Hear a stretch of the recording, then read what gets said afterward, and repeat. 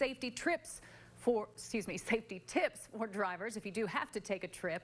Obviously, if you can stay home, stay home. We say that over and over. But if you must travel during the winter storm, make sure you're prepared with an emergency car kit. Experts recommend a first aid kit along with any necessary medications. If you aren't stocked up on your medications, I would encourage you to go out either. Maybe not tonight, it might be too late, but tomorrow definitely get out and get those medications.